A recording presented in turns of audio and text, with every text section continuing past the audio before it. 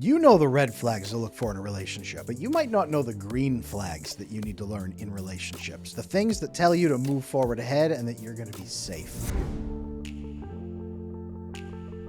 Today, I want to teach you all about those green flags because so many people miss them. And frankly, so many dating experts and so many relationship specialists, they focus on the bad, so you know what not to do and what not to have in your relationships, but you don't know the good. And so many of us have never actually seen a functioning, loving relationship. So today, I'm going to teach you all about green flags and what you should be looking for in relationships, as well as why they actually matter. And real quick, real hint, they matter because looking for them could save you a lot of heartache down the line. Now, before we jump into the green flags in relationships, just a reminder, you can find all of my resources on adamlanesmith.com. All the things I'm going to talk about today are present there, and I've got a lot of resources to help you in your best relationships, including how to boost those relationships so that they are great. And today, these green flags that I'm about to teach you, these will help you make sure your relationship is not just tolerable and you're not just avoiding risk. You are actually leaning in toward great bonding. And that's really what you're looking for, right? Yes. So, green flags. Before we begin, and I'm going to show you some of the big green flags. Some of them may actually surprise you. You might not even have seen some of them before. We'll talk about those a little bit later in this video. What is a green flag and why does it matter? Let's cover that really quick. Now, the answer may seem simple. A red flag is something you watch out for and it means danger, right? So a green flag, well, what does it mean? Does it mean safety? That's a little nebulous. It's a little weird. Like, okay, so I'm safe in this relationship? Aha. Green flags, actually, in this case, aren't just stop. It's not just, hey, there's not danger here. It's not the absence of danger. It's the presence of good. You are looking for the presence of good factors that mean this person will be good in relationships. Isn't everyone good in relationships, Adam? Isn't everyone okay? Can't everyone have a relationship? Not necessarily. See, there's skills. There's skills that matter. Sometimes they're innate, but most of the time they're taught. They're learned through our parenting, through all of our family system, through our peers. Sometimes we get wounded and we lean away from those skills. Sometimes we never learn them in the first place. Yes, sometimes the red flags are there and we have the bad behaviors, but sometimes it's the absence of the good that really wears on you over the years. The absence of green flags. You need to look for red flags and green flags. If you only look for red flags and say, well, this person seems pretty safe, they could lack everything that you are actually looking for in a relationship. And 10 years from now, you could be miserable. That's why green flags are important. And they also help you find real compatibility because your green flags should match the other person's green flags, or they should be complementary to each other, right? We're not just looking for, all right, where are you weak? Okay, well, I'm not as weak there. So no, where are you weak? In certain areas, not personality, hopefully, but where are you weak? For example, you are more of a numbers kind of person, but you lose the big picture. I'm more of a big picture person. You can do the numbers. I can do the big picture. It sounds a little bit like a business. Yeah, sort of. Finding those green flags can mean this person is the right match for you. The right match for you, the right skills in relationships, the right temperament, the right personality, the right approach, just the right belief that love can actually work. It's not enough to not have bad attachment. For example, they should have secure attachment, really good secure attachment. This is why green flags matter, and you spot them. Let's talk about how to spot them. You spot green flags by looking at the other person up close and exposing who you are. You're going to have to get this close to the other person and showing them who you are and seeing how they respond. Green flags are mostly in responses, to be honest with you. They can also be in some features like, is the person living a decent life? Is the person not just not drunk all the time, for example, but do they volunteer? How do they work with their families? Do they spend a lot of good time with their families, but they're also open with their families? Not just are they not keeping secrets from their families, but do they actively tell their family things in a good way and balance out the truth and work with their families on the inconvenient truths? Do they have some good friends in their life that they've had for quite some time? Do they have that balance of people, or are they completely alone? Completely alone would be a red flag. One friend is, I don't know, it's okay.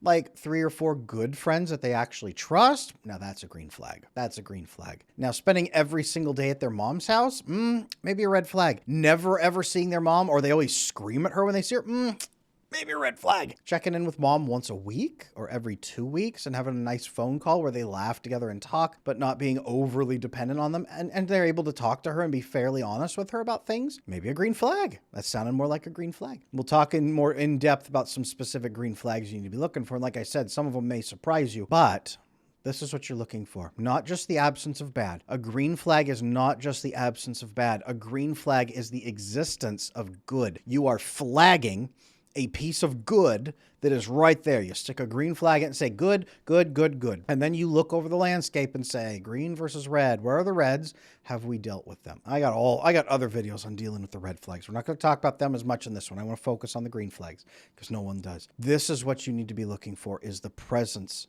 of that good in your life and in their life too. So we've covered a lot of why this matters. And we've covered a lot of what to be looking for. A little bit more real quick on why this matters. Again, later on in life, it's going to matter big time because those green flags are what's going to help them, for example, co-parent with you. You won't know that right off the bat. You won't know that for many years. It's going to be showing you what they'll do later in the marriage when they settle in. The green flags matter later on, especially. They might be a delayed benefit, but they really will matter later on. So make sure you're checking for them as early as possible. So what are some green flags? Well, the biggest one right off the bat, like I said, is how they react to you when there's a problem, when there's a potential problem, a potential stress. And a red flag would be they blow up at you, they control you, they yell at you, they go quiet, they say, I'll just handle it. They brush you aside. They do not cooperate with you in a conflict. They don't cooperate with you in a conflict. Maybe a not red flag might be they kind of like just sit there and they wait to see, or they just kind of like, I'm not sure. Maybe red flag, maybe not quite sure. Green flag, they lean into the conflict and say, okay, before anyone reacts emotionally, here's what I'm thinking. What are you thinking? What's your perspective on this? And then how can we build a solution together? Cooperation. Cooperation, especially during a conflict, is crucial that you see them do this multiple times with you and with other people. You need to see how that person goes through a crisis and see how they act toward other people involved in the crisis and on the outside of the crisis. Are they yelling and snapping and blowing up at people inside the crisis and outside? Are they threatening people? Are they pushing people around? Are they shutting people out, saying, get out of my office, I need to fix this? Are they shoving you out the door and saying, no, you're not going to work with me, I'm going to be doing this on my own? Do they extend good faith to the other person and say, you are going to act in good faith, so let's work together as a team? Do they give good faith to the other person, say, here's the information you need to make, your decision, let's make the decision together, but let's actually make it together, the two of us, and let's talk about the best benefits for mutual benefit and mutual fulfillment. Mutual fulfillment focus is a second green flag you need to be looking for. Maybe you haven't experienced this before, but both sides should be looking for mutual fulfillment. Both sides should want both sides to win. They shouldn't be out here saying, well, I got what I needed, and you know what, you can have some of that. No, it should be, let's actually take care of each other. Here's what I need, and what do you need? Let's get both of our needs met. And it shouldn't be, oh man, you get your needs met. I won't worry about me. Don't worry about me. Go on without me. Also not good. Red flag, green flag, red flag. Green flag, mutual benefit. Let's both get this and let's balance it out to make sure both of us are getting as much as we both can. A little bit different, right? Maybe a little foreign. I had said some of these green flags may surprise you because you may not have seen them before. Cooperating during a conflict, cooperating during a crisis, cooperating in the middle of mutual fulfillment. Cooperation stems from the belief that you deserve good faith and that you should expect and can expect good faith from other people because they will generally give good faith. This is the heart and soul of good attachment and good relationships. It is very difficult to be able to have a relationship with someone who does not believe in good faith on both sides. Very hard. Very hard. That's why finding someone who is actively cooperating during these pieces, very crucial, because that's a green flag wave that says, hey, this person actually is going to work proactively in the relationship. Now, I said cooperating during a crisis and cooperating during a conflict. Let me teach you what cooperating during a conflict means. Conflict means either your mutual interests are at odds, and it's going to be hard to really get mutual fulfillment because there's no win-win here. It's going to be a win and partial win, and the other side's going to have to figure it out, or a win or a loss. Maybe someone's going to have to compromise, and it's going to be a little uncomfortable. That's a conflict. How do they handle conflict? Do they blow up at you and you become their enemy? Or do they martyr themselves so that you will approve of them? Or, the third part, just like during a crisis and just like during the communication and cooperation, do they say, okay, harsh reality time. We can't both win fully. One of us is going to have to come in second place here in this moment. What can we do then to help the other person immediately after get first place in something else? How can we compromise? You're going to have to do this for me. And I recognize that. What can I do in return for you to get fulfillment on your side that actually will fulfill you? If we can't help you win this time, what can we do to help you win next time? And they actually follow through on it afterward. They're not just buttering you up to get what they want. Well, I'll totally do that for you next time. No, it'll be great. Don't worry about it. Oh, I'm sorry. I don't have time for that. I got really busy, but I totally wanted to.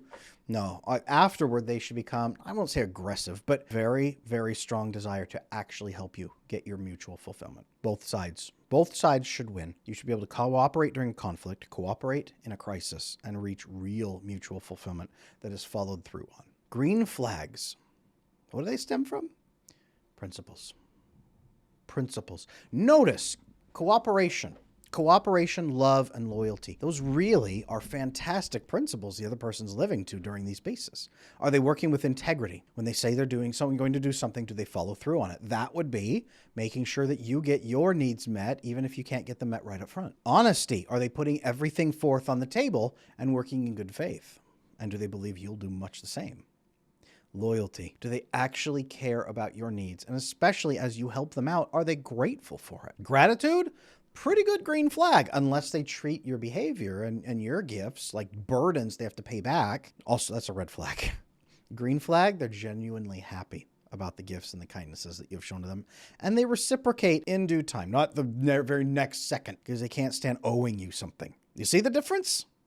Green flags, like I said, they can seem a little bit nebulous, but they're those moments where you look at the other person and say, this person is living with a deep principle and they have acted upon it when it cost them something. That's a green flag. A green flag is a moment where they have lived with a principle when it cost them something and it meant something to them and it meant something to you and it's going to happen consistently so you can actually bank on it. That's a green flag.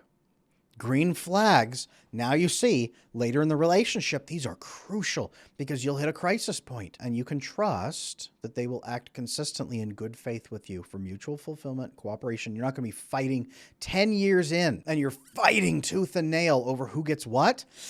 The green flags were missing. 15 years in, you're trying to raise your kids and you're at odds and you're fighting each other and you're fighting over the kids and green flags were missing. Green flags, like I said, are not just an absence of red flags. Green flags are the presence of real, meaningful, lasting principles that are acted upon consistently from that person in good faith. See the difference? This is what you need to be scanning for in your relationships. You need to. Now, if you don't know about principles, you don't really know how to handle these things, you're not really sure the deeper relationship meanings, you're not really sure how to handle those things, I've got a book, an ebook called 5 Steps to Overcome Fear of Rejection. This will walk you through the 4 basic levels of friendship and relationships, including how to live in full alignment consistently with your principles, how to focus on your long-term goals and share those with people and live in consistency with them, how to accept other people without enabling them, but really accept them, and how to share mutual fulfillment and mutual love. I have that ebook. It's available on my website. It's available, should be down in the link in the link below. It's on my link tree as well in the About section. Check that out. But if you need help on principles, you're not alone. Many people struggle with what principles are. They are values. If you look up a list of personal values, you can look up classical Greek values. Your religious faith, if you have one, probably has a list of principles and values to live by. Honesty is big on most big religions. I'll be honest with you. Honesty is a big one for many of them. Loyalty, integrity, compassion, many of these things are tied in very closely with those things. But watching someone to see if they act with their green flags, very important. So let's tie this all together. What does it look like? Well, you start dating and you start checking the other person for red and green flags. And frankly, they should be checking you for red and green flags. If you are focused on them just trying to win them over and get their approval, or if they are saturating you with kindness, love bombing you, for example, but they're not checking for red or green flags and they don't address red flags, they don't call out green flags and say, I'm impressed by this. If they're just saturating you with love at the beginning, bad sign. Secure, steady, stable relationships build slower because they're looking for red and green flags. You don't want to overinvest in someone who has giant red flags, but you also want to be wary and make sure you are connecting with someone who has as many green flags as possible. The more green flags you see, the better things are. And the more red flags that you address, you can actually see some of them turn into green flags. If that person says, you know what, you're right. That is something I haven't really handled before. I need to get on that. And then they start getting on it and they start working on it and improving themselves consistently over several weeks or months, that can turn into a green flag, but only if you address it. You need to be talking about these things and addressing them for the long-term health of your relationships. So always check for green flags. And you know what? Check yourself for some green flags. This is one thing I teach when we fix attachment. Focus on your principles and your goals. This is why, because you need to be having green flags to attract healthy, loving, secure, stable people who will want to be your friend, your partner, your business partner, your whatever it may be in your life that you're looking for. This is how you assemble those green flags, is by living to your principles consistently, openly with everyone around you. So let's say you've identified plenty of green flags you want to live with and plenty of green flags you want to find in other people, but you're not sure how to build those green flags in yourself, or you're afraid that your partner that you're already with does not have any green flags. Well, the good news is I have a ton of resources to help you. If you check on adamlanesmith.com, I've got my book, for example, Slaying Your Fears. Inside that book, you will find an entire chapter just dedicated to building your principles and living to them. Inside my Attachment Bootcamp video course, there's a whole module just built around that where I elaborated on slaying your fear to build a more comprehensive system about that. Just one of the modules inside the Attachment Bootcamp course focuses on that. Everything else ties right in and helps you find those green flags. But if you want to boost your green flags, or you want to help your partner build some green flags, and if they're open to it, fix your attachment, work on attachment, because the more secure your attachment becomes, the more green flags you are probably going to be flying. And that is what makes your relationships great. Go ahead and drop me a comment down below. If you would, please. I love hearing from you guys. Leave me a comment with your favorite green flag or your absolute non-compromising green flag that you must see in relationships. What is your must-have or your favorite green flag? And in yourself or in other people? If you feel like it, you're really brave, leave me a comment below with what you're doing to improve your number of green flags. Are you working on your attachment? Which principle are you aligning to? I know a lot of you guys have been leaving comments about your principles and about how you're living tighter to them. I love reading those comments. Please drop me some comments saying that down below. I would love to hear from it, and I'll get back to you guys. Thank you.